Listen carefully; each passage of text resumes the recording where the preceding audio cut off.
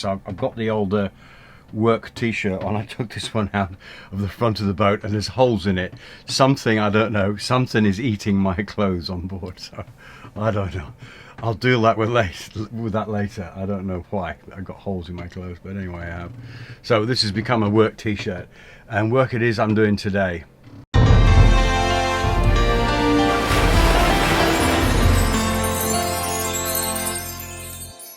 And the days roll on in Panama, and the work just keeps piling up, trying to get the boat ready for sea.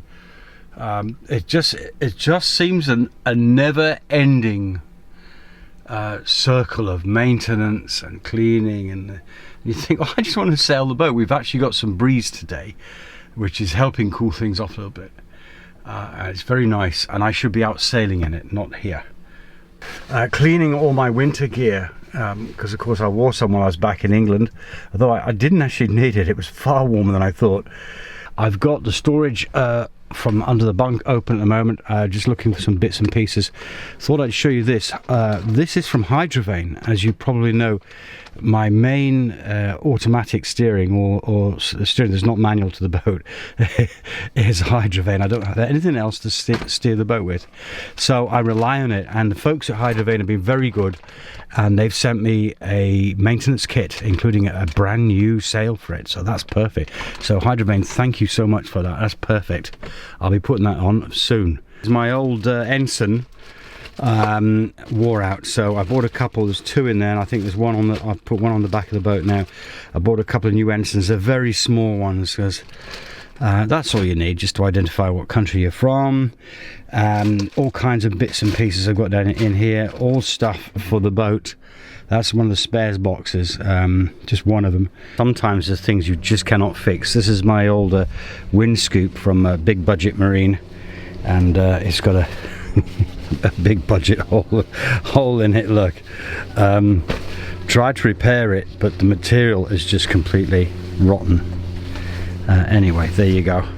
So that's about I think I paid $160 for that. Got the dinghy hanging on the outside of the boat, and got the Tohatsu outboard engine out of mothballs. She did start first time, which is unusual, because that baby's given me so much trouble. The air intake valve on it actually broke, and is not there anymore. I have to use bits of tape to sort of work the throttle by taping over the air intake. But she did start, I'll give her that. While in England, I tried to order a carburetor for the outboard engine, because that's mostly where the trouble is. And believe it or not, I couldn't get one. I tried all sources, I could not get a carburetor. A new arrival. I'm sitting here under the bimini where there's the best Wi-Fi, uploading a video slowly but surely. So that's still going on. It's taking a lot of my time to do that, so it's taken me twice as long to get the boat ready as it would do anybody else, because I'm spending half my time doing the videos and half on the boat and half not doing anything. That's too many halves there, I know, but you know what I mean. It's as any cruiser around here will tell you, if you want to do a job here, a day will only allow you one job. You can only do one job a day. No matter how hard you try, you can only do one job a day. So it took me, the last video I did, it took me 3 days, including uploading. 3 days to do it. 3 days. So of course nothing much else got done on the boat. Lists of things to do. Every time you tick something off the top, something else appears on the bottom, so by the nature of the beast it never gets finished. But that's just the way it is. Trying to get through as much as I can before leaving.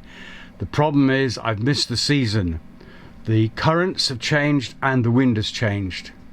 I've got current coming up from the south as well as wind, so to get out of the Panama area I'm gonna have to beat into current and wind before I get down to Galapagos, and then going to turn west and head out. Not going to Galapagos. I think we talked about this before. It's too expensive there, and 4 months and what will probably be 5 months here in Panama have drained the coffers somewhat. I've had the boat lifted, I had to go back to England, I bought loads of spare parts and things for the boat, all mounts up. Not complaining, that's just the way it is. But Galapagos, they'd like to rip you off there. It's stupidly expensive, so to hell with them. I'm going to go enjoy myself in the Pacific, and I'm taking you with me. That's the idea anyway. Then all of a sudden a bit of excitement in the marina. A boat being hauled backwards by several dinghies. What was going on? Don't know what that's about, but they brought the boat in using the workboat and a couple of ribs tied alongside. So they've obviously got no power, but curiously the sail covers are all on. I don't know if you noticed that. And there's a nice old breeze out here today, which is also unusual. I'm basking in the coolness for a change. Turns out the boat was coming from a nearby island and they were under power when they had engine problems, and that's when they called the marina. Most marinas you find these days are very helpful, and Vista Mar Marina here is no exception. The guys are great. They went out in the skiff and helped the guys bring the boat in safely.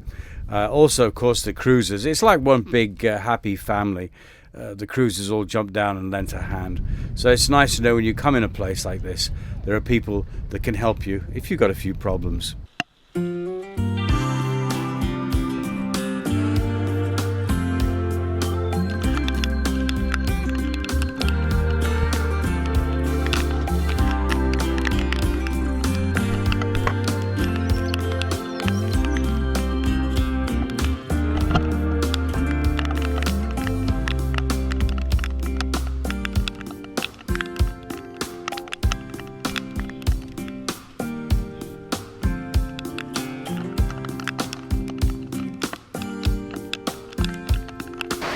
And we just had a very, very, very close lightning strike, and I counted 1 second between the flash and the bang.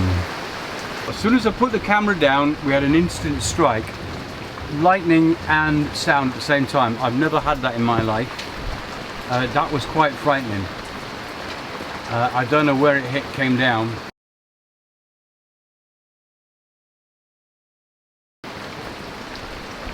Whoa. After a while you start to get a feel for these storms and when you should be wary of them. There was a lot of lightning strikes, quite powerful and quite close. I put the dinghy in the water because normally she fills up, but later on this became a problem.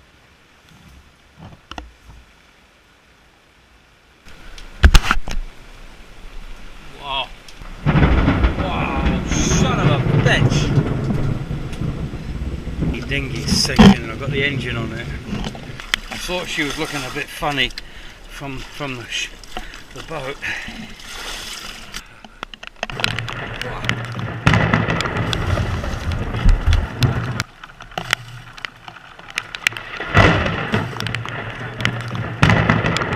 That was very close. That's better. That should be okay for the minute. That lightning, there's no one there. It was very, very close. That's less than a mile away. So I saw it hit over there. Providing it doesn't rain too much more, that dinghy will be alright. I'll check her later again.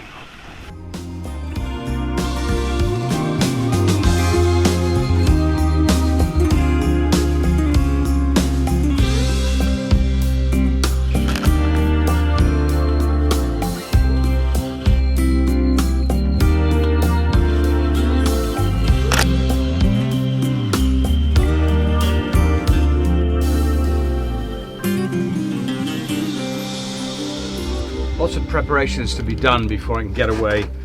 One of them is marking up all the cans that I buy. This season I've decided to do it slightly different. I've written what's in the can on the top in a permanent pen marker, and then I'm stripping the labels off because the cockroaches like labels. They like the glue apparently. I hadn't done it before because, well, I didn't really feel the need. I've got dry bilges. The other reason is because if you get a wet bilge, all this can turn to mush. The weather seems to be closing in, so I'm trying to do this. I've got a few bags to get through. Things like, I don't know what that is. I'm going to find out and try and cook it tonight. These guys are not going to be going where they thought they were, so they're donating food. There's just so much food here. It's like pasta, rice and oatmeal.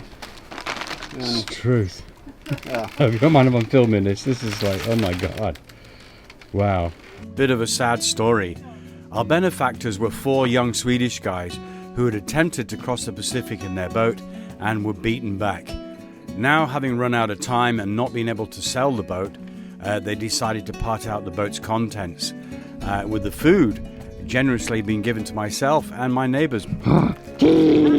As far as provisioning was concerned, this had saved me an awful lot of work, with the nearest supermarket being 20 minutes away by taxi. Meanwhile, now closed up the floor, working on this under seating area here, which is now full of water. These are 1 gallon, which is 3.75, I think, or thereabouts litres. That's all in there. We've got wine as well, and we're going to top that off. These are bags of beer. So we've improved the storage on this side now. Before it was just water, now we've got water, wine and beer. So I'm going to lay some beer cans on the top there and close that up. The boat now has a noticeable list, but that's not enough water. We need more. The guys I got the food from loved pork and beans. Trying to haul this stuff inside, I mean, that weighs an awful lot.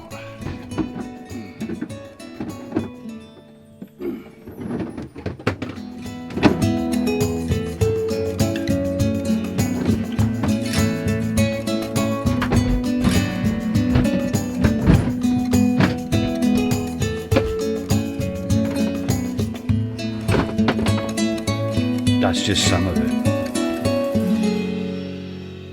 Trying to work out how much gas I've got left on the boat, and of course that's important because when out at sea and in some of the islands and things I want to visit, there's no way to refill these, and I don't want to eat cold food for the next few months. The way to do it is to weigh them. There's a guy called Roosevelt out of Panama who will do them for you for a cost. So I'm going to go call my man Roosevelt. I got to do that. I got to get these filled up. That's very, very important.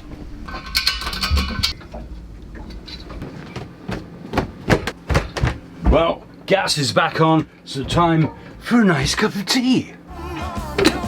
Thank you, my wonderfully wonderful friends. Hope you enjoyed this week's episode. Thank you so much for watching. Thank you also to my wonderful patrons for their amazing support. If you'd like to help out, check out my Patreon page. Real-time updates. I'm on Facebook, Adventures with an Old Seadog, also on Instagram and Twitter. Links are below. Please don't forget to thumbs up and subscribe, and we'll see you next time. Bye.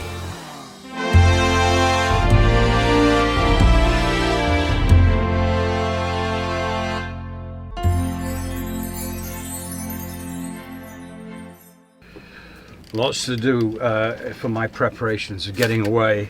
One of them is removing labels.